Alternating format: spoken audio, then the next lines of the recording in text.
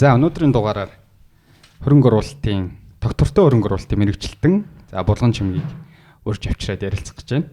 Тэгээд өнөөдөр өөрийнхөө хувьд бол бас карьерийнхаа 13-аас 14 жилийн ихэнх хугацаанд гадаадаас Монгол улс руу хөрөнгө оруулалт татах чиглэлээр ажилласан энэ чиглэлийн судалгаа хийж исэн хүний хувьд за яг энэ гадаадын шууд хөрөнгө оруулалттай холбоотой одоо ямар нэг аль нэг талыг барихгүйгээр товч өгөө тодорхой ойлголт өгч чадах хүн гэдэг утгаараа ярилцах гэж байна. Тэгээд манай студид төрөлцсөн ирсэнд баярлалаа. За баярлалаа. За эхний асуултаа өөрийнхөө хувьд бол нүүбэд нэгдсэн үндэсний байгууллагт за нэлээд л урт гарч байгаа. Аз номхон далайн бүсийн төвд доктортой хөрөнгө оруулалтын чиглэлээр бол ажиллаж байсан.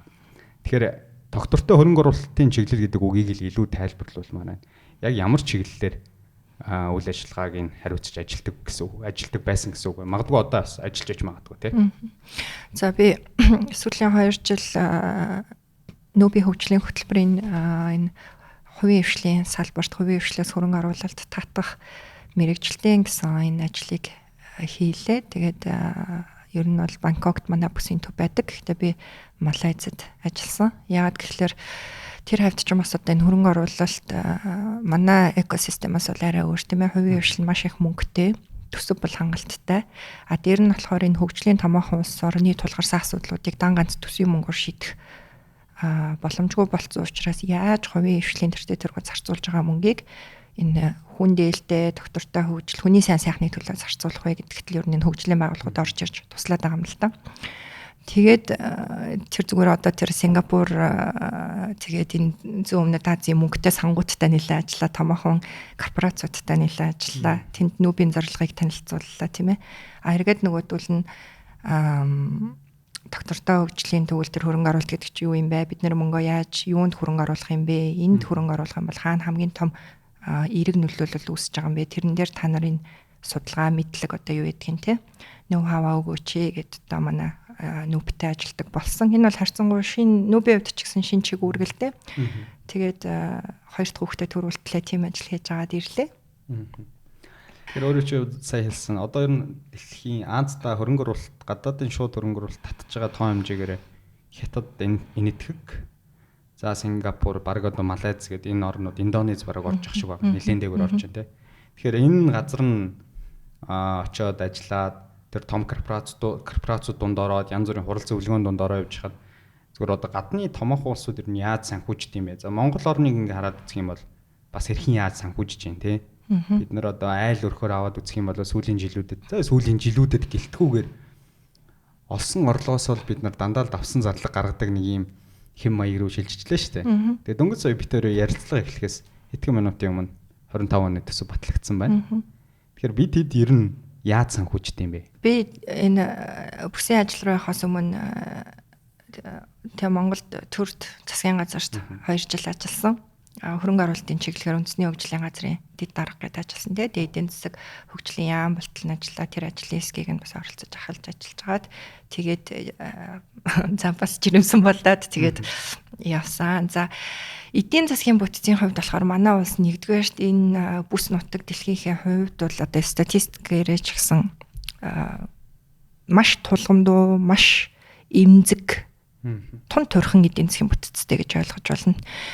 Эдийн засгийн бүтцийг чинь сайн харах юм бол цагтаа тий 50% нь энэ гадны шууд хөрөнгө оруулалт гэдэг юмар бүрдчихлээ шүү дээ. Өөрөөр манай ийм хөгжиж байгаа шилжилтийн үеийн эдийн засгтай улсад бид нарт нэг бол худалдаа 8-аа хийн тийм ээ. Нэг бол ингэж гадны хөрөнгө оруулалтыг татахаас өөрөөр бид нарт эдийн засгийн гарц боломж байхгүй. Тий. Тэгээ сайн үедээ энэ маань 50% хүртэл хүрдэг, саар үедээ бол заримдаа бүр хасахч болоод буурдаг энэ эдийн засаг. Ер нь бол оргил үедээ бол бид нар мэдж байгаа тий 5 тэрбум доллар хүрч исэн. Ковидын үеэр унаад эргээд нэг 2.5 тэрбум болсон байх. Одоо сүүлийнх нь 3 хүрч ийн 3.1 хүрч ийн. За тэгээд тэр олж ирж байгаа мөнгөний чинь 70% нь уул уурхаагаас олж ирж байгаа. Ахаад уул уурхаа дотроо оюу толгой гэдэг ганц компаниас орж ирж байгаа. Тэгэхээр оюу толгой байхгүй боллоо гэж бодоход Монгол улсын хувьд сцен ер нь бол маш бүрхэг болж байгаа. Тим төрхөн эмзэг эдийн засагтай байхгүй юу. Тэгээ маш олон жил ер нь сүүлийн 20-30 жилийн хувьд бол концепцийн хувьд бид нар чөлөөт эдийн засаг хөгжүүлнэ гэж зарлан тунхаглалцсан.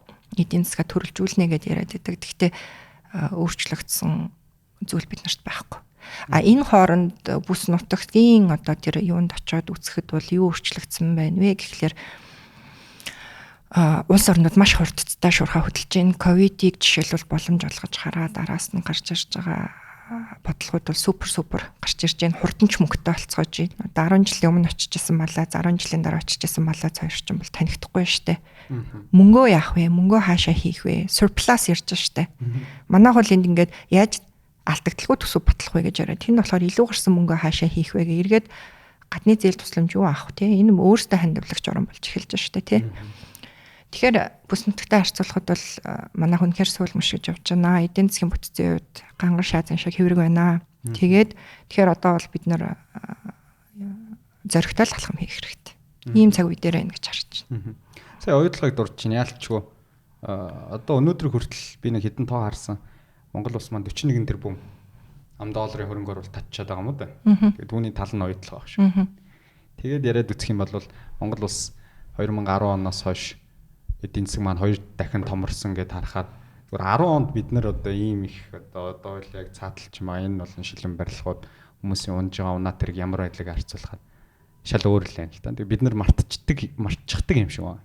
Тэгэхээр би юу гэж асуух гэдэг юм гэхээр сүүлийн 5 жил бол яг таны хэлж байгаа шиг хөрөнгө оруулалт ер нь бол саарлаа шүү дээ. Тэрийг бол үлийн зөвшөөрөх хэрэгтэй байх. Бараг маш бага оргил үе бодвол маш бага боллоо. Тэгэнгүүт эргээд зээл бол маш их авч явах шиг байна. Тэгээд бид нар 34 тэрбумын өртөө 34 тэрбум долларын өртөө сууж байна л да. Яг одоо. Тэгэхээр цаашдаа бид нар энэ гадаадын шууд хөрөнгө оруулалтыг дэмжихгүй болвол гадны зээл тусламжаар л амьдрах юм шиг байна. Тэгэхээр энэ өөрөө ингээд үргэлжлээд байнга л зээл авдаг ядуу орны дүрд байгаад байвал ямар эрсдэл Монгол орныг хүлээж байгаа вэ? Тий, одоо ингээд явны эдийн засгийн том концепт ойлголт юм шиг боловч зүгээр хүний амьдралын циклээр л бодох хэрэгтэй байхгүй юу? Нэг улсад гарсан нэг эерэг шийдвэр хүний амьдралыг ямар их баяжуулж, өөрчилж тий одоо амьдралынх нь дүр зургийг, хувь зургийг өөрчилдөг вэ гэдэг дээр бодох хэрэгтэй. Одоо жишээлбэл манай ах битээр айлын 2 хүүхэд. Манай ахын үед англи хэл багасаа сурна гэдэг ойлголт байгаачгүй. Тэр хүний хувьд сонголт гадаад төгсөөд конкурст гадаад явна гэдэг ойлголт байгаагүй. Миний хувьд болохоор интернет гэдэг хэрэглээ бага ангиас ороод ирсэн, англи хэл гэдэг хэрэглээ хэвийн үзэгдэл болсон, төгсөөд гадагшаа явна гэдэг бол миний хувьд хамаагүй одоо энгийн ойлголт хэлцээс. Одоо миний дараагийн үеийнхний хувьд бол ерөөсөө гайх юм байхгүй. Америкийн сайн сургууль үгүй юу л гэж ярина шүү дээ, тий. Тэгэхээр эн чинь юуг үзүүлж ийнэ гэхээр 5 насны зөрүүтэй 2 хүний хувьд улс орон ямар шийдвэр гаргасан байна гэдгээс ерөөсөө тэр хүний амьдралын чанар дүр зураг ингээрөөсө бүх юм нь өөрчлөгдөж байгаа байхгүй. Дараагийн үе үеийн generational асуудал л явж байгаа. Тэгэхээр тэгэхэд одоо би ингээд өөрийгөө харцангуй залуу мэрэгжилтэн миний алтан үе ирэх гэж байгаа гэл ер нь бодоол байдаг гэсэн. Гэхдээ үгүй. Одоо би ингээд яг бараг яг карьерийнхаа хувьд бол ингээд эд бүтээмжтэй үеийнхээ дунд хэсэг рүү орсон байгаа байхгүй. Тэгээ намайг анх төгсөөд ирж хахад бол энэ улс орн бөөн хүлээлттэй байсан. Би оюун сайдад ирээд туслахаар нь ажиллаж исэн. Монгол улсын сайд нарын өмнө ингээ гадаадын хөрөнгө оруулагчд уулзах гад те ингээд юу яадаг байсан. Чагсаад очролдог байсан. Тэгээд оюун дарганыг хурлаас орж ирчээд биднэрт хэлжсэн юм нь юу гэхээр энэ улс баяжих нь бол ойлгомжтой болсон юм байна. Та нар бидний үед та нар зүгээр хизээвэ гэдгээл та нар үнэхээр аттай үеийн юм байна гэж хэлжсэн байхгүй. Тэгтлээ хүн болгон догтлолтой хүлээлттэй байсан. Гэхдээ буруу шийдвэр гарсны үр дүнд өнөөдөр бид нар тог захилгаангүй сууж шít те 10 эдхэн жилийн дараа тэр үеийн тэр догтлол тэр үеийн хүсэл мөрөөдөл юу н хайцсан юм бэ. Зөвхөн тэр зурус үеийн ачаар л энэ Улаанбаатарын өндөр шилэн байшингууд боссон. Тэр үеийн ачаар Монгол залуучууд өнөөдөр бүгдээрээ 2 өрөө байртай болцгоосон. Тэр үеийн ачаар унаа машин хэрэгтэй болцгоосон. Тэр үеийн ачаар өвөл гатгшаа амралт гэдэг юмд бас явдаг болсон. Бидний аав ээжийн үед бол тийм байгаагүй шүү дээ. Ахаад манай сайд тэр үед ярьдаг байсан байхгүй юу? Одоо ингээд төсөв хуваах гад хэрэлддэг болжээ. Биднийг намайг анх улсын хурлын гишүүн болж байхад төсөв хуваах ерөөсөө толгойн өвчин биш байсан. Ойлгомжтой хаанаас орж ирдэг жоохон мөнгөтэй, гокоос орж ирдэг жоохон мөнгөтэй тэрийгэ боловсрал эрүүл мэндэд хийдэг. Тэгээд үлдсэн нь өөр бид нэр ингэж л амьдрдаг ус өөр хуваагаад хар төсөв байхгүй. Тэгэхээр энэ өрөвдөлтөөр дүр зургийг өөрчилсөн ганц юм чинь ерөөсөө тэр уул уурхайн оюу толгой гэдэг дийл байхгүй. За гадаадын хөрөнгө оруулалтыг хамгийн энгийнээр хэлэх юм бол тайвна. Хүний мөнгийг авч ашиглах ухаан байхгүй юу? Тэ? Чи өнөөдөр зүгээр хувь хүн дээр л бодоод үз. Чи ихтгэлтэй үг даадаг хийж байгаа бизнес чинь эргээд ашиг өгөөж өхөн тодорхой мэдлэгтэй тэ? Харилцаж болох зөвхөн учраас хүн чамд мөнгө итгэж өгнө шүү дээ. Улс орны хувьд ч гэсэн яг адилхан. Тэгэхээр хүний мөнгийг авч ашиглах ухаан, тэрийг нутаг орондоо оруулж ирэх ухаан.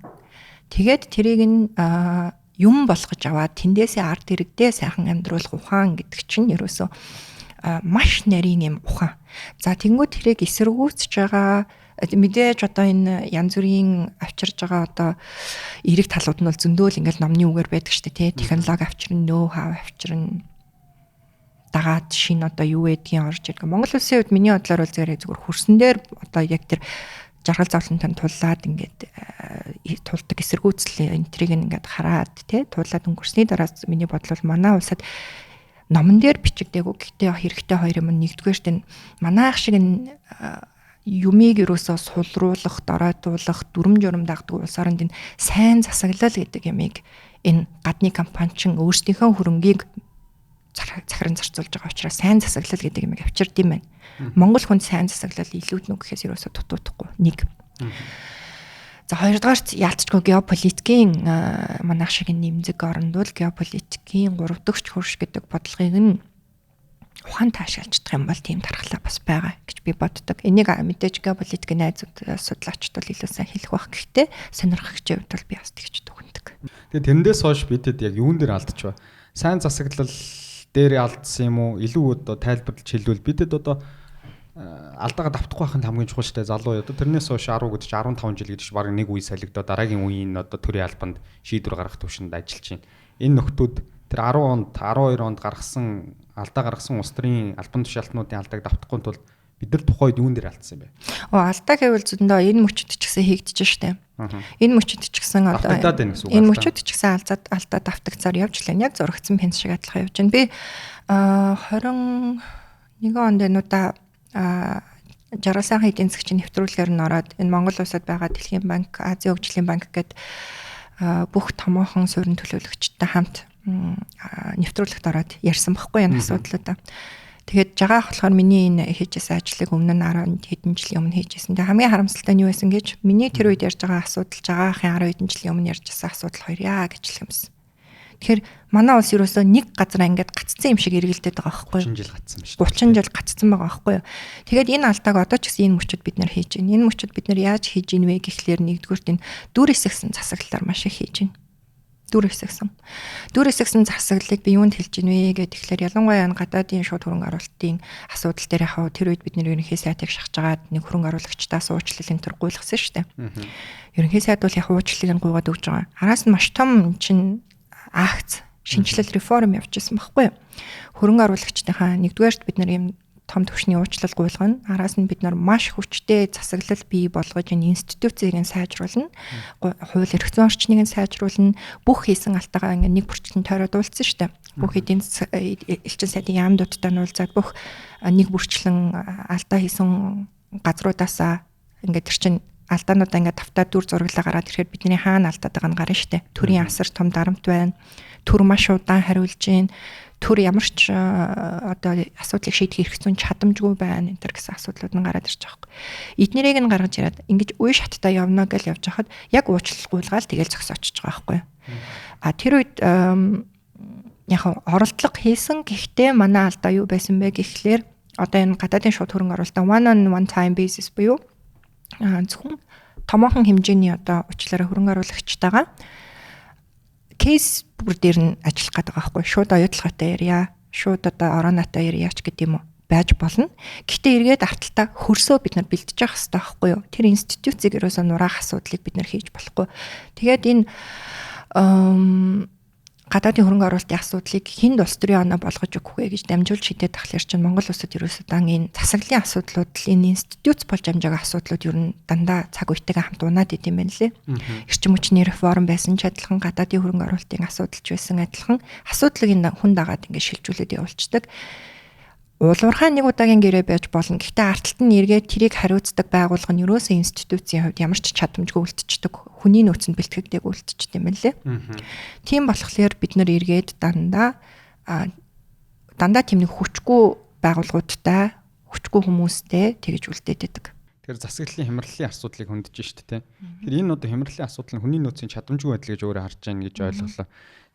Тэгэхээр одоо бидэд яаж сайжруулах юм? Одоо энэ төрийн албан чинь илүү ухаалаг болгоё. Уг нь бол жижиглий гэдгсэн одоо эсрэгээр мөрийн хөтөлбөрөөр хэрэгжүүлэх байх шиг. Тэгэхээр бид одоо баг яаж одоо энэ төрлийн хүмүүсийг шахаж энэ хямралаас гараач гэдэг аль зүг рүү одоо тэмцлийн хэлбэрээ явуулах болох юм.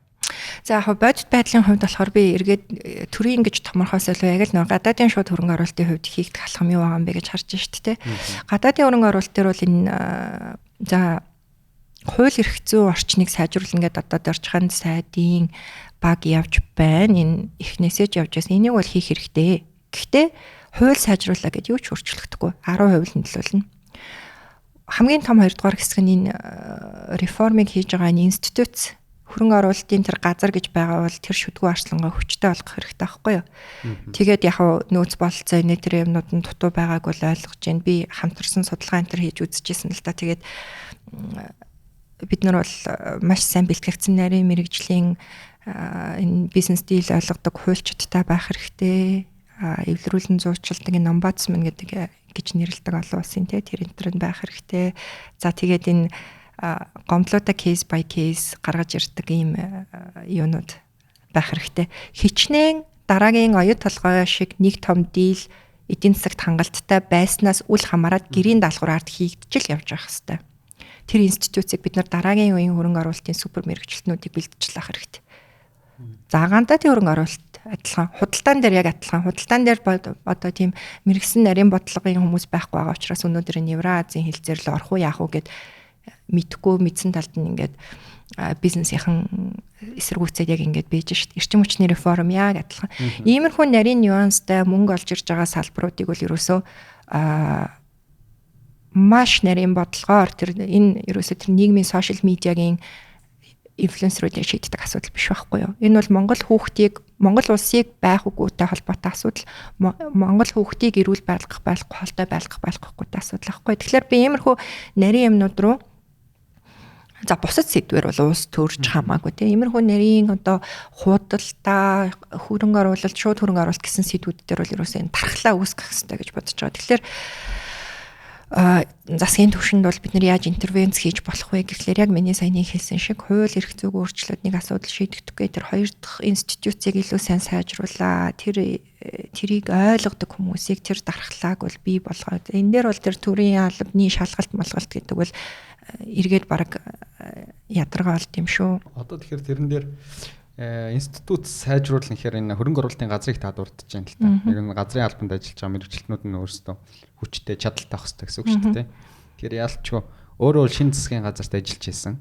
Үндэсний хөгжлийн газрын дэд дарга гэдэг чинь бас эрх мэдэлтэй холбоотой тушаал шүү дээ. 2 жил ажилласан.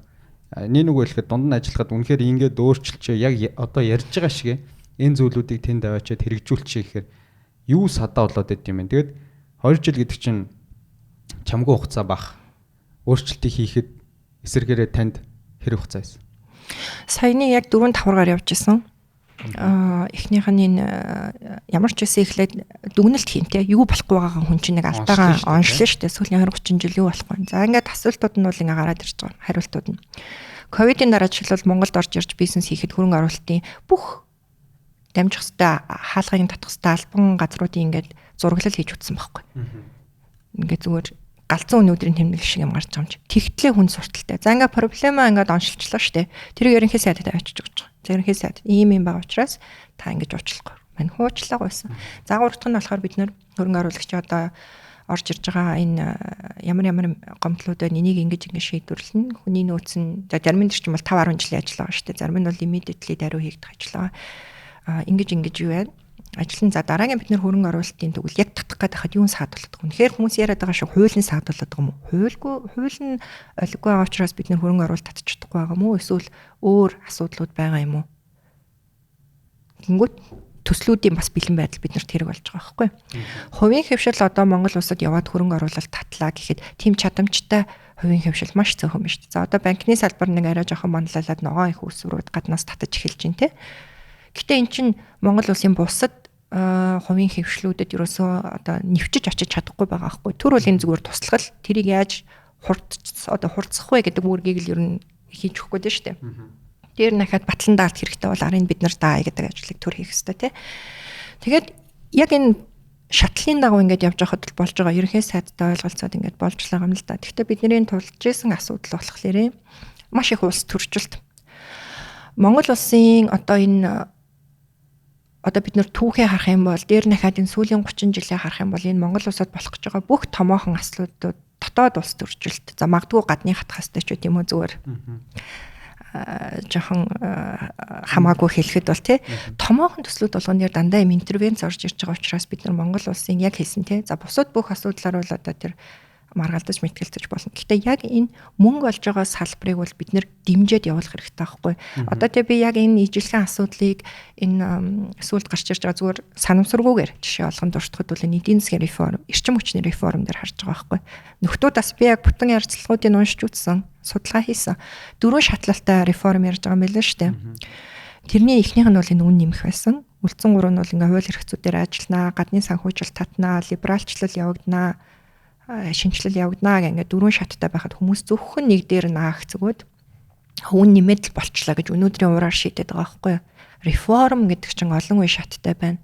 Тэгэхээр би бас яг энэ асуудлаар ингээ сошиал медиагаар нүдүүлээд энэ асуудал ингээд зарцчих вэ гэдэг бас болгоомжлол надад байна. Гадны хөрөнгө оруулалт дээр яг адилхан зөвхөн эхний хэсэг дээр одоо бидний дараа эдийн засгийн хөгжлийн яам болоод хөрөлатор сайд одоо энэ хуулиа зүтгүүлж хахад зөвхөн $100,000 гадныхныг оруулж ирлээ гэдэг хүнийг зөвхөн энэ өгүүлбэрийг барьж нүцээр хагаад бүхэл бүтэн тийм том одоо эхний 5-д явж байгаа Монгол улсын улс төрчийг унгаж чадчих штэ.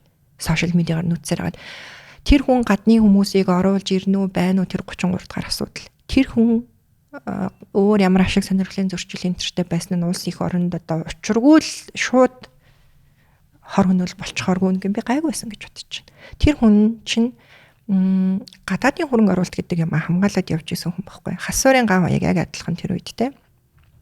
Бас яг хуулийн заалтыг барайл урагшлуулад явж исэн. Бас хятадын тагнуулдаа яг тэр үеэр бид хамт хилцүүлэгт орж исэн би санаж байгаа байхгүй. Тэгэхээр энэ томоохон эрчим хүч гадаадын хөрөнгө оруулалт гэсэн асуудлуудыг ингэж хэсэгчилж гадна талаасаа намжин дотор талаасаа бид нар бас яг сошиал медиагаар маш өнгө цөнд өгнөж ингэж явуулж байгаа. Тэгэхээр түр энэ дээр маш том бодлоготой байх хэрэгтэй энэ номины яриад байгаа дархлаа гэдэг асуудал. Тэрнээс тэнд хөрөлатор байна уу, булган чимэг байна уу, дөржод бол маа байна уу тэр хүмүүс чинь тухайн цаг үеийнхээ үүргийг гүйцэтгээд өнгөрөөд явуулж байгаа. Монгол улсад гадаадын хөрөнгө оруулалт гэдэг юм 30 жил яагаад байранда гатсан бэ гэхээр оролдлого болгон ингэж субъектив одоо халдлагаар өртсөний үр дүнд бид нэр 30 жил нэг газараа одоо гатсан юм байна гэд таны түрүүний одоо бүр малгай олгож байгаа асуултанд бол тэгж л хариулах юм байна да. Гадна талаас намж байгаа асуудал байгаа гэдэг чинь за тэрнтэй тэр нь бол олон хүн санал нийлэх баг. Тэгэхээр энэ дотоодоос намнаад байгаа нь хамгийн том хор уршиг байгаа даа л да. Тэгэхээр энэ дотоодоос намж байгаа этгээдүүд ашиг сонирхлын байгаа. Гадны санхүүжилттэй байгаа болохоор энэ хүмүүс ингэж хөдлөөд идэм юм. Үнэхээр юмаа ойлгохгүй байна уу? Хэрвээ яг нийгмийн шинжлэх ухаан талаас хүн хариулсан бол энэ дээр нийгмийн итгэлцлийн асуудлыг ярих байсан баха. Одоо энэ утааны эсрэг жагсаж чадахгүй хэмжээнд болтлоо би биедээ итгэхгүй хартаж чадчих штэ. Тэр ч үнэн шүү. Тэ. Тэгээд энэ нийгмийн итгэлцэл гэдэг юм нэг талаар ингэж нуран унсна нь бас энэ хитрхи PR-аар явж ирсэн бас бидний юм болгоныг ингээд нөгөө нийгмээс сонсохгүй галаа тэгж унтрааж ирсний бас горойж магадгүй. Зүгээр ингээд ботхолэр те. Одоо ингээд системийг сайн ажилуулахын оронд одоо ерөнхий сайттай жишээлбэл миний санал зөрөлддөг байсан ингээд нэг нөгөө хэлэхэд тийм ээ. Ерөнхий сайт та энэ дээр ингээд байна гэдэг байсан. Манай ерөнхий сайд бол бас тиймэрхүү юм дээр гайгүй нээлттэй хөрхий. Тэгээд хэлдэг байсан юмнуудын нэг бол энэ шорткат буюу гал унтраах аргуудыг их бага авах хэрэгтэй. Ойлгох системээ бид нар сайжруулж явах хэрэгтэй байхгүй. Уг нь бол яг миний түрүүний хэлдэг нөгөө хөрөнгө оруулалтын газрыг алгасаад илүү сайн оноотой улс төрчд ингээ асуултаа даатгаад яваад байж болохгүй. Тэр чинь цаагаараа нийгмийн тоосхыг нэг нэгээр нь сугалж байгаа асуудал байхгүй. Одоо ингээ уул уурхайн жишээлбэл компаниуд сайн ажиллах болохоор бид нар яадаг вэ? Бет томилдог ингээ жишээ тогтсон тийм ээ. Яг тэрнтэй адилхан тэр чинь наа систем ч болохгүй байна. Системээс тийм болохоор би системээс илүү сайн хүн гаднаас гаруулад ирье гэдэг яг ийм жишг одоо 1-2 удаа бол явж болно. Гэхдээ 3-4 дахь болоод ирэхээр муу зам болоод эхэлж байгаа байхгүй. Тэгэхээр энэ үр дүнд нь юу үүсдэг вэ гэхлээр нийгмийн итгэлцэл институцтэй хүн итгэхэ болно, засаг турдаа итгэхэ болно, шүүхтэй итгэхэ болно, цагтаадаа итгэхэ болно. Хүмүүс хоорондоо итгэлцэхэ болж эхэлдэг байхгүй юу? Монгол хүн бид нэг зорилготой гэдэг юм мартаж эхэлдэг. Тэгэхээр одоо тэр хамгийн арайч бас 2 3 жилийн өмнө ийм байгаагүй санагдах юм. Би бас нэлээ янз бүрийн нийгмийн хөдөлгөөн өнтөрт ингээл идэвхтэй орчил явж исэн. Утаа гэдэг дундын дайсантай бэжиж ганжхлан дарга болох гээд тэр дарга болох гээд гэдэг тийм хүн ярьтлаа бид нар. Би бинээ тэгж хартас сэрттлээ тийм одоо би биндээ үл итгэлцэх болсон байгаа байхгүй. Тэгэхээр эргээд нөгөө дотоодын дайсан юу вэ гэвэл бид нэр энэ үл итгэлцэл нийгмийн итгэл алтарсан байгаа энэ байдал гэж бодож байна. Тэгээ нийгэм итгэлцэлгүй болохоор юу болд юм бэ гэхээр дундын зорилгогүй болж эхэлдэг байхгүй. Дундын зорилгогүй улс орнууд хизээч би бинийхээ төлөө зүтгэхгүй. Өөрийн ашиг сонирхлыг нийгэм хуваагдаж эхэлж байгаа нөгөө талаар одоо чи битээр мэдж байгаа шүү дээ. Нийгэм өнөөдөр гүүрнээс урагших амьдрал, гүүрнээс хааших амьдрал гэх. Тэгэхээр тиймэрхүү нөгөө дундын спейсгүй болоод эхлэхээрэл бид нар юун гаднаас нийлж хөрөнгө татах битгий хэлтэй. Чи наадахта битгий мөнгө надад өг гэдэг хүмүүс олж хувираад байгаа байхгүй. Эргээд нөгөө гадаадын хөрөнгө оруулалт руугаа оруулж ирэх юм бол тий.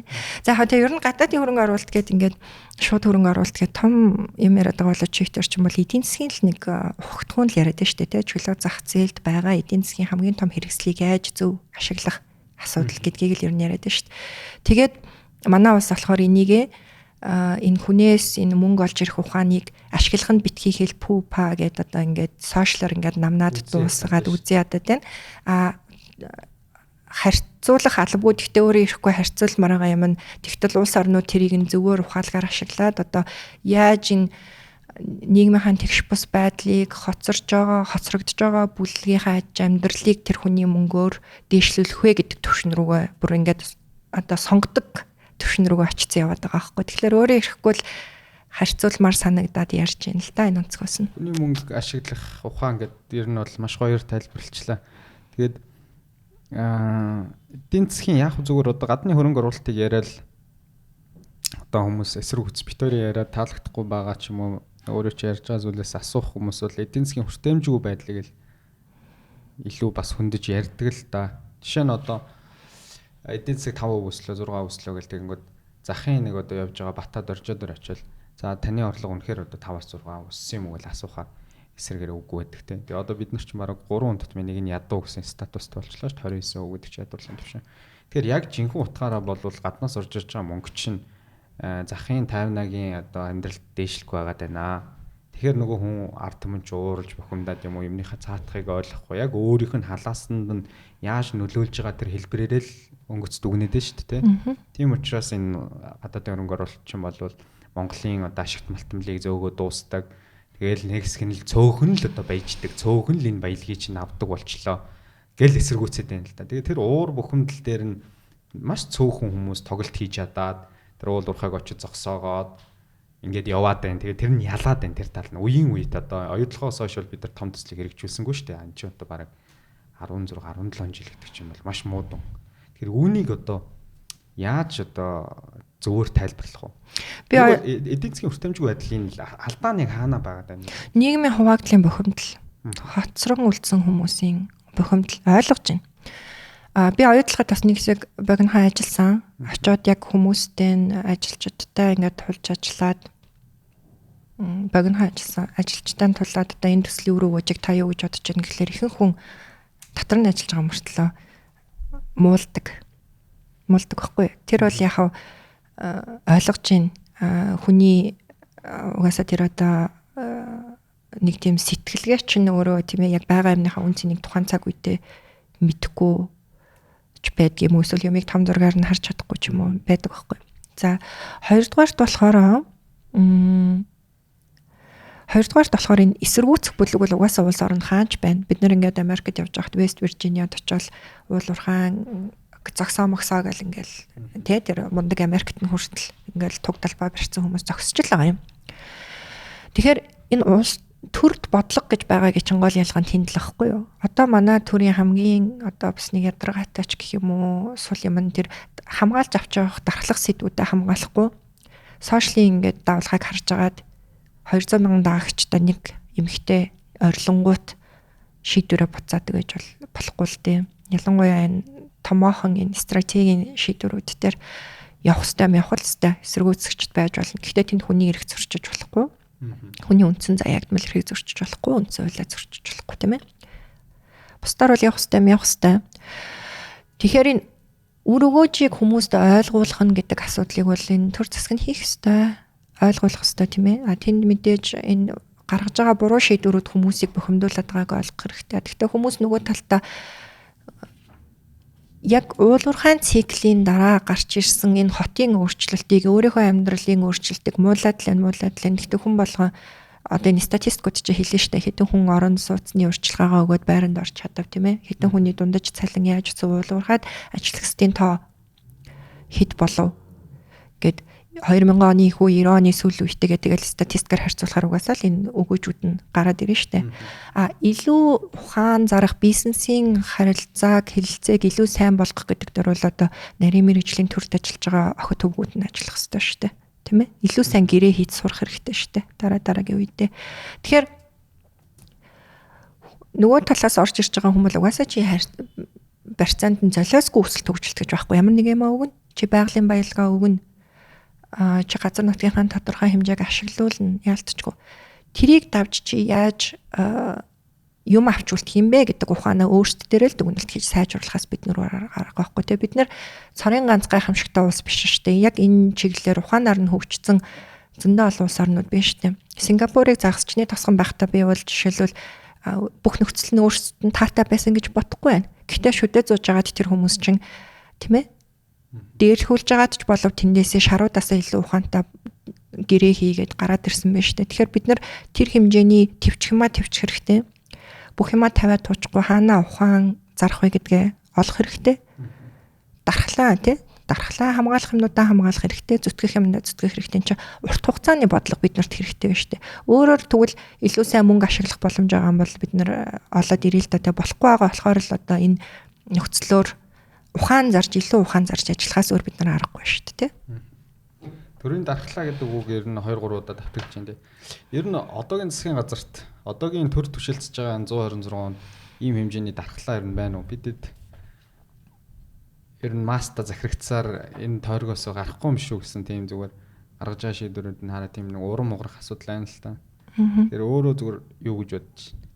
Ер нь хүн ингээд өөрийгөө авч явж байгаа ч тэр өөрх гэрээ авч явж байгаа ч тэр байж тээ тийм ээ. Ахуудаа дарлагдаад байвал хүн угаасаа л өдөр хоног өнгөрөөд л байдаг тийм ээ.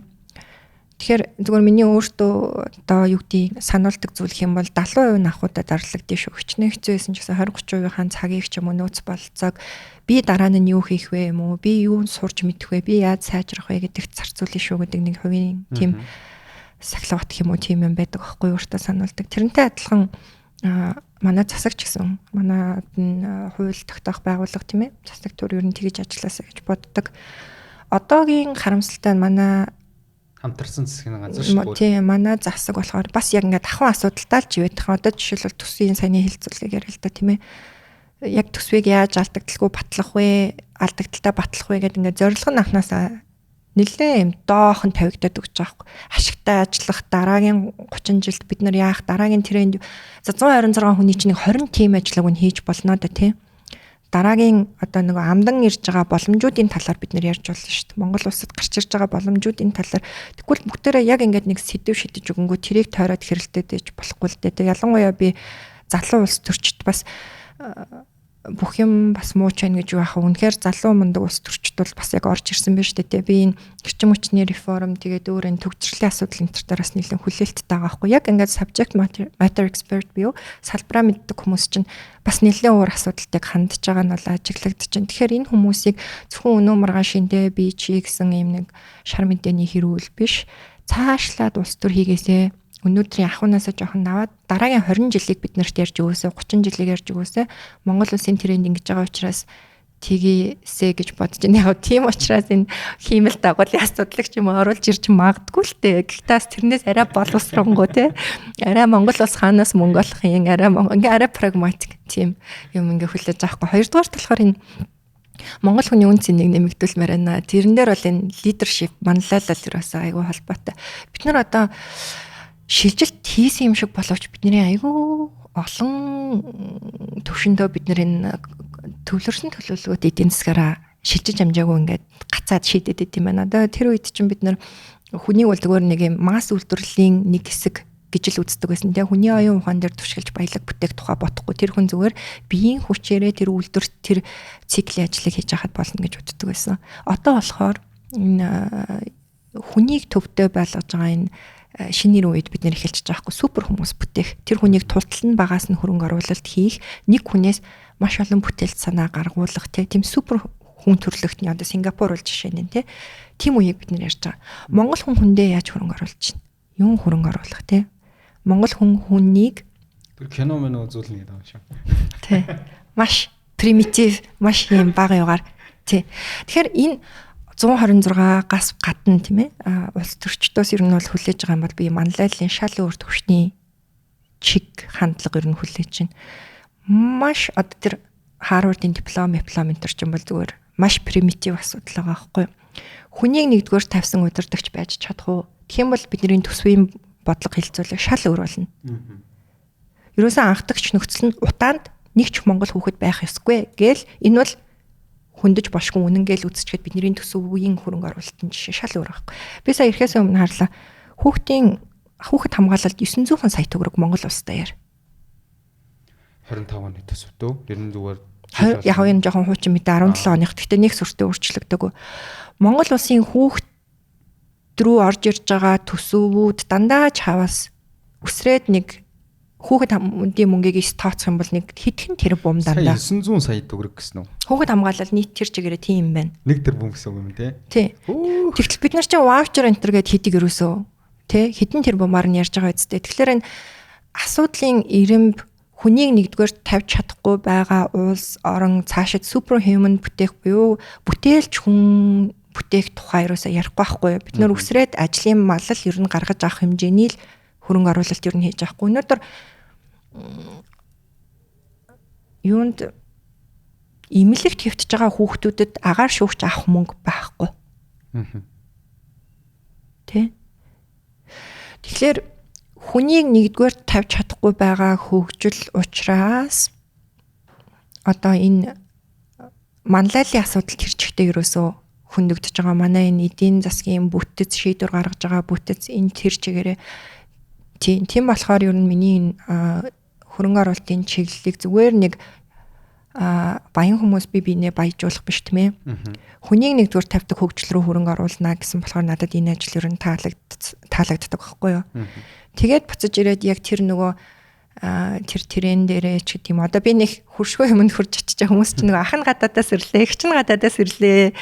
Би мундаг энтер гэж юусаа ярихгүй шүү тий. Тэгээд ирээд тэгээд тэр чинь нөгөө одоо 2 хүүхэдтэй олчж байгаа болохоор чинь яг ингээд шууд энэ нөгөө өртөж буй итгээд олчих штэ тийм энэ шийдвэрүүдэд. Тэгээ ингээд эргээд ирээ харсан чинь манай улсад чинь за нэгдүгээр төсвийн мөнгө ерөөсөө энэ зорилттой бүлгэрүүдrүүгээ хүүхдүүд рүүгээ хамгийн чухал хүмүүс рүүгээ очихгүй байна. Энэ манай төрийн эдийн засгийн болон төсвийн мөнгийг хуваарлаж байгаа ерөөсөө бүтцийн хамгийн том асуудал энэ байна. Тэгэхээр 1000 гадаадын хөрөнгө оруулалт орж ирлээ ч гэсэндээ энэ хуваарлалт, энэ засаглал ийм байгаа цагт бол бид нар хизээч супер бүтээмжийн тухай ярихгүй байна. Миний нөгөө 10 20 жилийн дараахыг хараач яриач ядаж 20% чинь гэдэг нь уг нь энийг олж харах хэрэгтэй байхгүй юу? Өнөөдрийн Монгол хүнд ямар хөрөнгө оруулалт хийж 20 жилийн дараа бид нар супер улс болох юм бэ гэдэг тухай. Энийг ярихгүй өнөөдрийн ингээд өмд гутал ягаан пэжжак бүгдээрээ хоорондоо хувааж шар мэдээгээр ярилцаад байгаа бол энэ улс төр маш харамсалтай те хүчээ арай өөр юм зарцууллаасаа. Нэгдүгээр тийм. Тэгээ хоёрдугаар талахаар энэ хөрөнгө оруулалтын энэ хуваарлалт ингэж буруу чигээрээ яваад байх юм бол энэ бүтээмжээс гадна улс орны одоо энэ нөгөө бидний зорих гээд байгаа ирээдүйн чинь ингээд алсраад дахиад нөгөө миний ярьжсэн 11 оны мөрөөдөл чинь ингээд сарнаад алга болоод цаг хугацаа өнгөрөөд бид нар ингээд хоцроод байгаа байхгүй юу. Тэгэхээр сарнсан юм шүү. Сарнаад байгаа байхгүй юу тий? Тий. 11 оноос хойш татсан хөрөнгө оруулалтыг харах.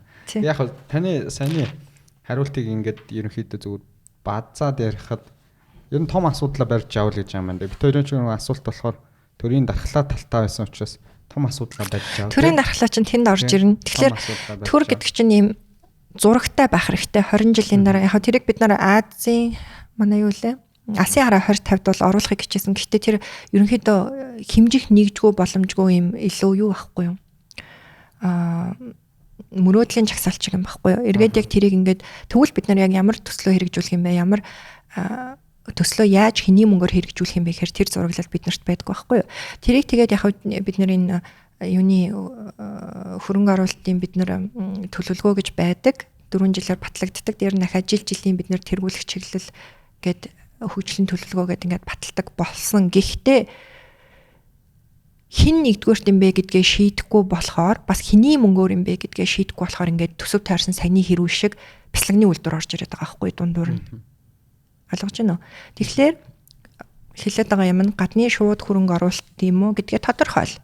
Тэрэн төрийн тархлаа. Гадны шууд хөрөнгө оруулалтаар юу хэрэгжүүлэх юм бэ гэдгээ тодорхойлчоод тэрний төлөө юу хэрэгтэй юм бэ тэр бүх институцийг тэр бүх үйл ажиллагааг тэр хариуцаж хийх хэрэгтэй байхгүй. Одоо би ингээд гомдолтой байгаа гадны хөрөнгө оруулагчтай уулзаад ингээд явхад нь штэ. Төрийн залхмаар энэ процессээс нь болж айгуух шантардаг байхгүй юу. Одоо нэг бичиг өгчөөд хуулийн хүрээнд 30 хоногийн дотор хариулна гэдэг те 30 хоногоо бүр тулгажиж хариу өгнө. Дахиад тэгээд боломжгүй гэдэг хариу өгдөг. Дараагийн газар нь очиод дахиад 30 хоног гэд те ийм процессыг бид нар цалгаан цэвэрлж байгаа процессыг гаднаас мөнгө олж ирж байгаа төслүүдэд бол гаргаж болохгүй. Тийм болохоор энийг тэр streamline процесс буюу бүх хүнд сурталыг арилгасан одоо ийм fast track хурдчилсан ийм одоо шалгуураар явуулвал бид нар явуулах хэрэгтэй. За яг мэдээж болгоомжлол нөгөө талдаа байна те хийдүүлсэн юм гарах вэ? Улс их орны ашигт одоо ийм эсрэгээр нөлөөсөн зүйлүүд гарч ирэх. Тэрнээр ч бас төр ажиллана шүү дээ. Төрийн аюун ухаан ажиллана. Гэхдээ хүний мөнгийг авах ухаан гэдээ ярих юм бол бид нар энэ ядаргаатай процессуудаа бүгдийг арилгах хэрэгтэй. Энд тэндээс зөвшөлтсөл авдаг энэ төр яамны одоо энэ процессуудаа бас бууруулах хэрэгтэй. Тэгэхээр ийм юм дээр одоо тэр үгүй гэж хэлж чаддаг юм чинь би төрийн дархлаа гэж хэлээд байгаа байхгүй. Яг гэвэл энэ мөнгө бол орж ирээд хинт хүрхстэй мөнгө вэ гэдгийг нь би сая тайлбарлалчлаа шүү дээ. Тэгэхээр тэр төрийн одоо ирэх барьж байгаа хүмүүс нь философи тэгж хүн төвтэй болгож солих хэрэгтэй. Үнэхээр хүн Монгол хүнийг нэгдүгээрт тавьдаг бодлогуудаа тавих хэрэгтэй. Би сая мөнгөн дүнгээр хэллээ те. Хүүхдийн асуудал 900 сая төгрөгтэй явж байна. Тэгтэл ингээд дараагийн ирэмбитэй юмнууд ингээ урд дуран чагсаалт дайраад ороод ирнэ. Ийм бод явж байгаа. Яг одоо саяны ярьсан асуудлууд ер нь бол хөрөнгө оруулалтын би яг асуу гэж бодсон. Одоо гадны хөрөнгө оруулагч нар энэ тэнд одоо хурал зөвлөгөөн дээр Монголыг зүгээр сонирхож байгаа этгээдүүд нь ямар асуултанд хариултгүй байгаад байна жишээ нь те. Магадгүй одоо Монголд бас ажиллаж үзээ тохироод гарч байгаа хөрөнгө оруулагч бол арай өөр асуулт тавина те. Тэгэхээр саяны маш олон асуудлууд дунд Төв Аз дундаа бол одоо Казахстан бол сүүлийн жилүүдэд хөрөнгө оруулалт таталтаараа бол нэлээд дээгүүр гараад ирлээ. Тэгэхээр Казахстан энэ асуудлуудыг яаж хурдцтайгаар шийдвэ? За, нэгдүгээрт Монголыг сонирхдаггүй гэж би залруулах хэрэгтэй. Одоо бид нар янз бүрийн Invest Mongolia гэдэг арга хэмжээнүүд гадаадад хийгээд байна тий. Монголд баахан л хурал зөвлөгөө хийгээд идэв шүү. Гадаадад бас хийдэг байхгүй юу? Тэгээ намайг Дубай яв гэсэн би явж байгаагүй шүү дээ. Үр дүнгүй байхгүй юу? Очоод зүгээр нэг өрөөнд дотор эндээс хамт явсан хүмүүс нь тэнд байгаа элчингийн хэдтэй суугаад 30 хүн суугаад би презентацийн тавиад ирдэг байхгүй юу? Тийм. Боддоор үнэ хэлэхэд тийм. Би хоёрыг бол хийсэн. Сөүл, Япон хоёрыг болохоор би цахимаар хийсэн. Тэр нь элчин сайд яамнаас хүн ирээчээ гэдэг нэг 10 хүн Японоос ч юм уу 90 заяа яг тэр одоо тэр цахимаа сонирхоод хэнийг түшгэлж хүн ирүүлдэг вэ гэхлээр энд ажиллаж байгаа энэ Япон Монголын бизнесийн холбоо өнтер гэж байна. Энд үшээ хөрөнгө оруулсан Mobicom байна те. Тиймэрхүү яг нөлөө бүхий этгээдүүдийг нь тухайн орных нь хүмүүсийн network-оор дамжуулж авчирдаг байхгүй юу? Яг гол хүмүүсийг тэрнээс иш манайхан ч одоо ажиллаж байгаа нь ерөнхийдөө нэг гудамжин зогсоод нэг 10 ширхэг тараах материал тараагаад Монгол гэж улс мэдхүү Монголыг сонирх уу гэж азаа үзэж байгаатай л адилхан юм бид нар хийгээд байгаа байхгүй юу? Юун тэр нөгөө онивчлсан тохируулсан одоо тэр стратеги энэ төр байхгүй шүү дээ. Ийм харамсалтай байдлаар бид нар үздэг. Тэгэхээр муухай юм чинь тэрийг одоо үнээр нь л хэлээ те. Мэдээж зөндөө сайн ажил хийгддэг. Гэтэ бидний одоо яг хийж байгаа арга барил бол тийм төвшин байхгүй. Тэгэхээр нэгдүгээрт Монгол улсыг хинч сонирхгүй гэдгээ хүлээн зөвшөөрөх хэрэгтэй. За Монгол улсыг сонирхох болсон яг тэр онлынхоо дагуу нэг 2 3 юм өрдч нөхцөл байдаг л да. Өртгийн давуу тал буюу Монгол улсад бизнесийг илүү хямдхан бол эсвэл Монгол улсын одоо санал болгож байгаа санхүүгийн болон бизнесийн таатай нөхцлүүд байгаа бол за 3 дугаарт энэ хийх гээд байгаа бизнес чинь худалдаа авахч нь ойрхон бол жишээлбэл Монгол улсын хувьд хятадд шууд одоо тэр олборлож байгаа зүйлээ гаргахаар болж гэдэг юм ийм урьдчилж нөхцлүүд байдаг байхгүй юу. Тиймэрхүү талаараа л Монгол ер нь давуу байгаа болохоос биш ингээд нийт бид нарт тийм онивчлсан одоо нийт ингээд дүнгээр нь ярих юм бол бид нар таата нөхцөл бараг байхгүй гэдгээ хүлээн зөвшөөрөхөөс эхэлж байгаа байхгүй юу. Тийм нөхцөлд яаж ажиллах вэ гэхлээр чинь яг одоо тэр нөгөө ирсэн байгаа хидтэйгээ яаж ажиллах вэ? Нөгөө гомдлуудыг нь яаж барагдуулах вэ? Тэгээд ер нь жинхнээсээ үйл ажиллагаагаа хийж үзүүлэх те. За та ийм гомдолтой байсан. Тийм болохоор бид нар энэ процессыг арилгасан шүү. Энэ хариуц ажилчинтай бид нар хариуцлага тооцсон шүү. Энэ кейсийг бид нар одоо энэ арбитрт очихоос өмнө ч юм уу эсвэл ингэж шийдэж үзүүлсэн шүү. Бид нар ийм яг институцээ ингэ сайжруулчлаа. Энийн төлбөрийн одоо юуг та буцааж хүлээж авах нэ. Одоо та манай улсад гэрээ хийгээд үзгэлцсэн байгаа бол очоод нутгийн иргэдтэй ингэж тулахад бид нэр ийм дэмжлэг танд үзүүлнэ гэсэн ийм бодит алхмууд чинь л хүмүүст амлна уу гэхээс биш. Ерөнхийдөө ингээд зарлчаад очоод нөгөө хүмүүс нь уурхайн сайт дээр очоод тий нутгийн иргэдэд задуулаад иж болохгүй шүү дээ. Тэгэхээр саяны асуудлуудыг шийдэгдээс гадна Казахстаны туршлага Казахстан болон Узбекистан ч угаасаа бүс нутагтаа бужигнуулж гин тэгээд нэгдүгээрт бол би яхаа юу яасан болоо гэж бодож байна. Сайн жишгийг бол маш сайн авч нутаглуулсан байна. Одоо тэр омбудсман дээр авсан л да. Тэгээд мөнгө их хайсан тэд нар маш том бүтэц бий болгосон. Тэгээд дээрээ хажуудаа тэд нар чинь нөгөө нэг маргаан гарлаа гэхэд өөрсдийнхөө нутгийн одоо тэр улсын шүүхээр явуулахгүйгээр өөрсдөө хажуудаа арбитртаа болоод хөрөнгө оруулагч гомдолтой байгаа бол эн чинь тусгай шугамар ингээд авч үзээд яваад байгаа гэсэн үг байхгүй юу. Тэгээд гадны тэр сайн жишгүүдийг авсан дотор бол энэ засаглалын асуудлыг тийм ээ адилхан авилгал энтрийн бас асуудалтай орон штэ. Тийм болохоор нэг нөхрийг ингэж тал тохоо татаж шийдүүлэхгүй хөрөнгө оруулагчид голч шудраг хандж байгаа нотлохын тулд энэ гадаад экспатуудыг авч ажилуулсан. Тэр санхүүгийн төвөнтөр нь гадаад удирдлагуудтай. Тэгээд доор нь яг Монгол нөө казах залуучуудаа бэлдээд сайн юугаар ажилуулж байгаа байхгүй. Би бас тэдний үйл ажиллагаанд нь орж ин юу интерес нь ихтгэл тавиад бас ярьж лээсэн л да юуны боломжийн хувьд болохоор. Тэгэхээр Казахстан, Узбекистан аль аль нь сайн жишг мөн авлаа гэхэд гэхдээ тэр дайны бид нар мөнгө хаях боломжтой байна уу? Тэр дайны улс одоо нөгөө улс төрийн дархлаагаа авч үлдээд дараагийн нам гарч ирээд энэ бүтцийг буулгангууд үгүй энэ бол биднэрт хэрэгтэй мөнгө олж ирэх бүтц юм а гэж хамгаалах боломжтой байна уу? Тим хэмжээний төсвөр төвчээр алсын хараа биднэрт байна уу? Гуравдугаарт нь тэгж одоо нөгөө хүмүүсээ нарийн мэрэгшүүлж бэлтэж чадж гин үү гэсэн ийм гаргалгаануудаа бид нар тэндээс олж харах хэрэгтэй тийм.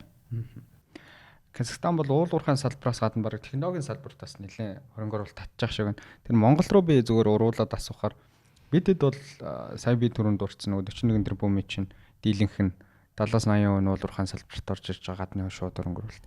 Өөр салбарт бидэд 5-10 жил дээр хөрөнгө оруулалт татах нөөц байгаа юм Монголд.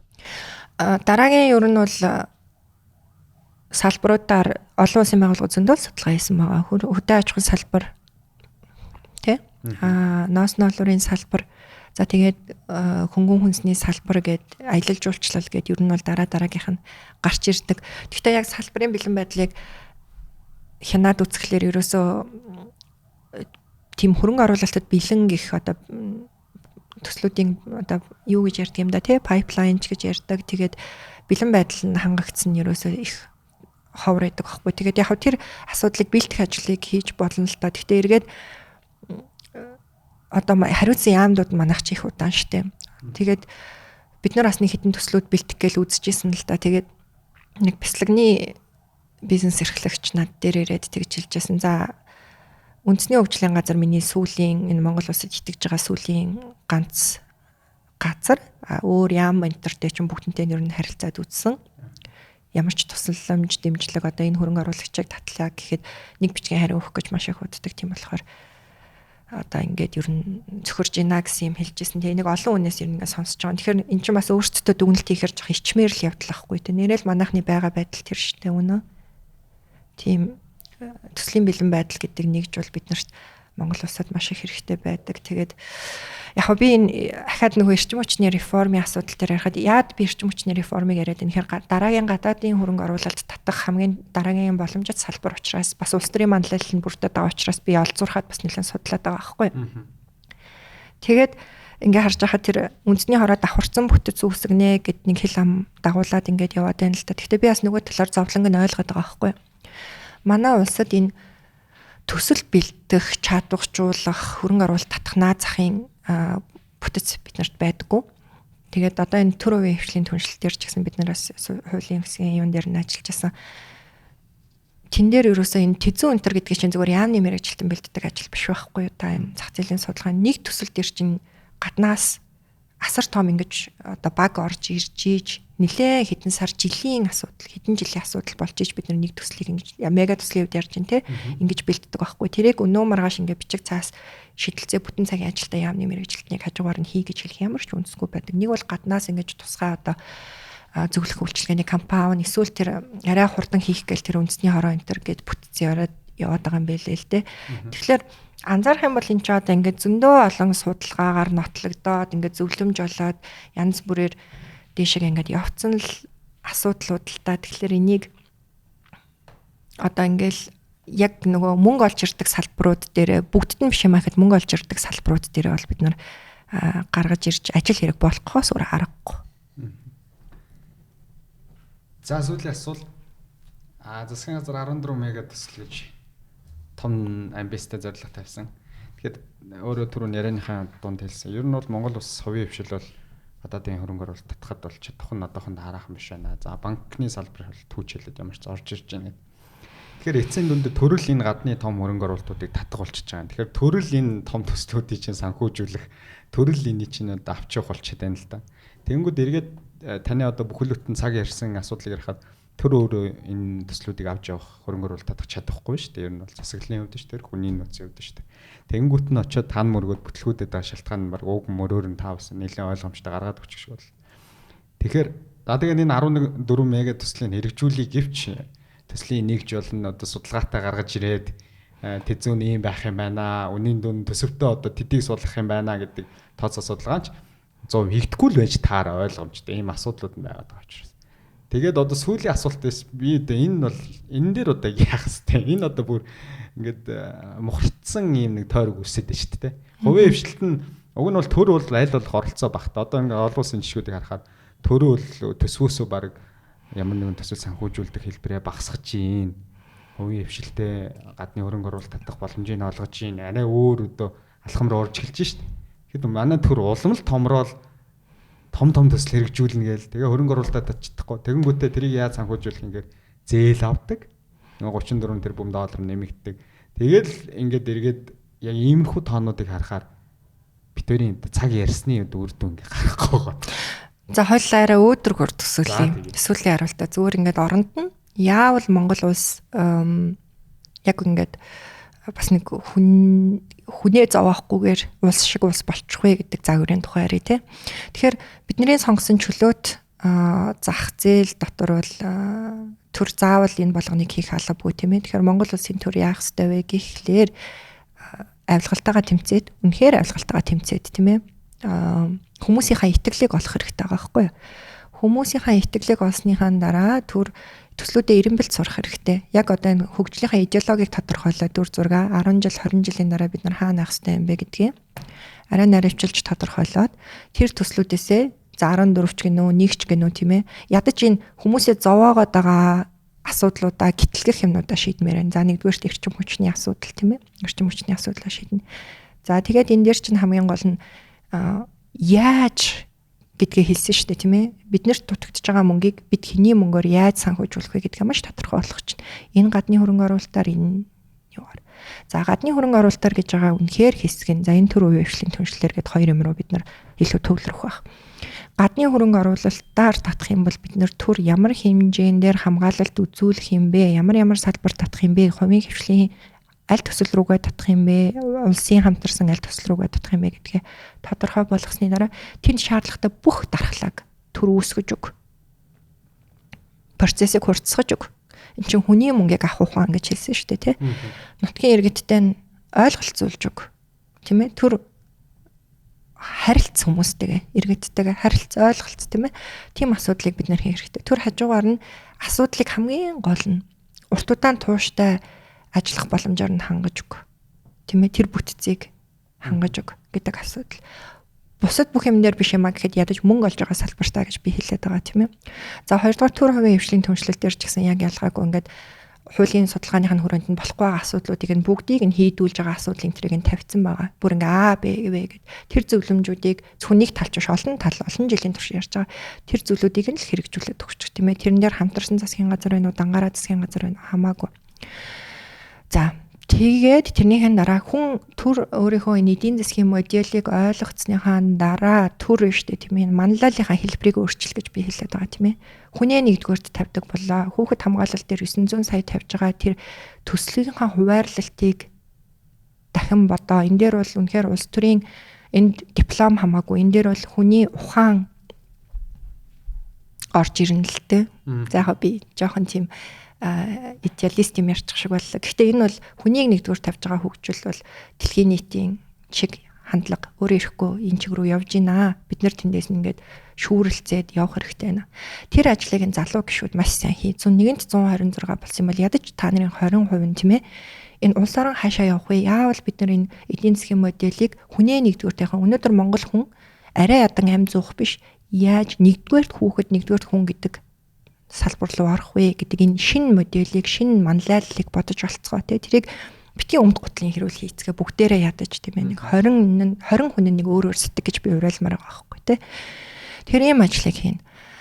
За тэгээд хувийн хавшил компаниудад бас хийх ажил байна. Хувийн хавшил компаниуд болохоор өнөөдрийг хүртэл ерөөсөө бид нар маш ийм одоо энэ ганцгын 8-ны сэтгэлгээтэй байж ирсэн. Ерөөсөө энэ институт үүсээг үчин төртөж биш хувийн хвшил тас адилхаатай байгаа байхгүй. Бүгд гэр бүлийн бизнес. Одоо жоохон дараа 2 рүүгээ орж байгаа бол шилжилт хийж эхэл энэ байгаль орчин нийгмийн эдийн засагт ээлтэй нийгмийн хариуцлага гэдэг юмнаас цаашаа явж гин тийм ээ. Одоо ингээд би 9 цагаас хойш харахад хүүхдийн одоо нэгэнт том ингээл худалдаа үйлчилгээний газар ажилд оруулаад л энэ хүүхдийн өрөө булан гаргаад өгөх сэтгэлгээтэй том компаниуд ер нь байхгүй байгаа хгүй. Тэр мөнгөний асуудал биш. Хүн ахаал нөгөө хүнийг хайрлах, монгол хүнийг нэгнээ хайрлах, монгол хүн хүүхдэд хөрөнгө оруулах, ахаа хүнийг нэгдүгээр тавьж байгаа нэг л асуудал байхгүй. Тэрүүл хангалттай бизнес ирэх олж шít. Монгол улсад оруулж байгаа энэ хувийн хвшлийн оруулж байгаа хөрөнгө оруулаас хүүхдэд дан төсвийн мөнгө биш шүү дээ. Энд чинь хувийн хвшлийн өөрөө эдийн засгийн бүтэц дотор хүүхдэд зориулсан эмзэг бүлэгт зориулсан хувь хэмжээ маш бага байдаг байхгүй. Энэ бол улс их орны философийн талаар, хандлагын талаар маш ихийг өгүүлнэ. Байгууллагын гаднах шатыг хүнд зориулаад засчих чадахгүй хэмжээний л томоохон компаниудтай бид нар байна шүү дээ. Тэгэхээр хувийн хвшил өөрөө бас дан ашиг гэхээсээ илүү энэ хүнийг нэгдүгээрт боддог модель руу бид нар энэ майндсетээ өөрчилж шилжиж ормоор байгаа байхгүй юу. Тэгэхээр энэний дараа бол тэр гадаадын шууд хөрөнгө оруулалт ч ирнэ үү, юу ч ирнэ үү. Бид нар энэ эдийн засгийн моделоо жоохон өөрчлөөд хүнийг нэгдүгээрт тавиад дээр нь жоохон алсын хараатай 10-20 жилийн дараахыг зарим маань ингэж бодож сэтгээд тэгээд энэ юу биднэрт хэрэгтэй вэ? Ямар төсөл нэгдүгээрт байх ёстой вэ гэдгээ хөдөлшгүй ирэмблээ тэрэн дээрээ консенсус үүсгэх юм бол манай улсын хөгжлийн загвар ерөөсөө тэнд байгаа байхгүй юу? Тэгэхээр өөдрөгөр хэлэх юм бол ийм л одоо загварын төлөө бид нар яваасаа гэж бодож байна. Тэгээд тэрэн дотор чинь энэ гадны хөрөнгө оруулалт гэдэг юм ямар чухал вэ гэхэлэр маш олон зүйлээс бид нарыг чөлөөлнө. Маш олон өрийн дарамтаас маш олон зүйлээс бид нарыг чөлөөлнө те. Хүний мөнгийг ухаалгаар зөв зохистой ашиглах ухаан л гэж яриад байгаа тийм. Эдийн засгийн аюулгүй байдал гэж нэг хэсэг нөгөө эдийн засгч нар ярьдаг. Яалтчгүй гадны хөрөнгө оруулагч нарын тусламжтайгаар бид эдийн засгийн аюулгүй байдлыг эрчимчнийхээ асуудлыг, бензин тосныхаа асуудлыг шийтгэл ах тий. Гэхдээ эн чинь төр зураг штэ. Би Монгол хүн бүрийг нэг жоохон өөдрөг байгаасаа гэж бодож байгаа байхгүй. Өнөөдөр бид нар лаа барьж ин тий. Өнөөдөр бид нар хүүхдийн тасагт ингээд шалаар нэг зулаад ингээд бидний үнэн боловч тэр байна л та. Тэгээд дандангаараа бодох юм бол ингээ бүгдээрээ зөвхөн нэг хүний юм шийдэл яриад те чи гадаад явчаач чи хөдөө явчаач гэдээ яг тэгэж болж ий. Гэхдээ артталт нь үлдчихэж байгаа ахаад үлдчихэж байгаа 1 сая хүүхдийг яах юм бэ? Тэнд чи миний ахын 2 хүүхэд үлдчихэж байна. Миний хамаатны дүүнер үлдчихэж байна. Ер нь ингээд Монгол улсын утаанд төсөж байгаа хүүхдүүд ер нь яах юм бэ те? Тэгэхээр энэ эдийн засгийн модель маань тэр чигээр энэ буруу болоод яваад байгаа учраас энэ би хүн төвтэй хөгжлийг та нар нэг бодож үзээч гэж оруулж ирээд тэгээд тэрэндээ энэ гадаадын хөрөнгө оруулалтыг ингэж ашиглаач гэж л өнөөдөр юу ярихыг зориод байна. Тэгээд эрчим хүчний асуудал энэ төр чинь бол бензин түвшний асуудал чинь бидний өнөөдрийн зөвхөн амь зуух амьд үлдэх тухайн ойлголт шүү дээ тий.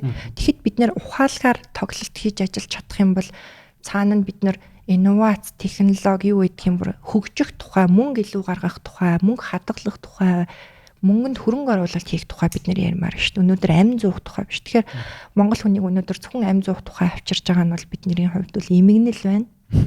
Тэгтээ одоо тэгээд яах вэ тийм ээ? Өдөр нөхцөл нь юм аа. Тийм эндээсээ тэгэл гарна штэ. Эндээсээ гарахад бол тэгээд бид нар хүний мөнгө тэрний мөнгө энэ төргээд ах юм байхгүй л нэгдмээр байна тий. За баярлалаа. Гадаадын шууд хөрөнгө оруулалтыг дайсан гэж үздэг маш олон хүмүүс байдаг учраас би яг энэ хөрөнгө оруулалтын чиглэлээр бас ярилцаа суух хүн хэн байна гэд хүмүүсээс асуусан Facebook дээр тэгээд ганц хоёр хүмүүс бол таныг нэрлсэн. Тийм учраас өнөөдөр бас энэ олон хүмүүст бас зөв ойлголтыг маш цэгцтэйгээр хүргэжлээ гэж бодож байна. Би миний бас зорилго биелэлээ баярлалаа. Тэгэхээр өнөөдөр энэ дугаарыг сонсоод ойлгох нэг нь ойлгоод дараагийн бас өөр хүмүүст үзүүлэе гэж бодож байл үзүүлээд эхний ээлжинд бит хоёр бол сая төрийг л их хвчлээ ярьлаа тий. Тогтолцоо талаасаа сайжрах зүйл. Тэгвэл одоо 3.5 сая иргэн бидэд бас өөрсдөөс эхлэх зүйл нь бас нэг зөв ойлголт аваад ойлголтын зөрүүгээ арилгаад мэрэгчлэтнүүдээс нь зөв үгийг сонсоод аливаа юм шүүлтүртэ авч иж бидэд дараа нь төрөөс шаардах бодлого маань бас цэгцрэх болов уу гэж боддог. Тэр ч утгаараа бидэд бас та бүхэн шиг мэрэгчлэтнүүдийг ураад ярилцдаг байгаа. Цаг зарцуулж хүрэлцээрсэнд баярлалаа. Баярлалаа. За.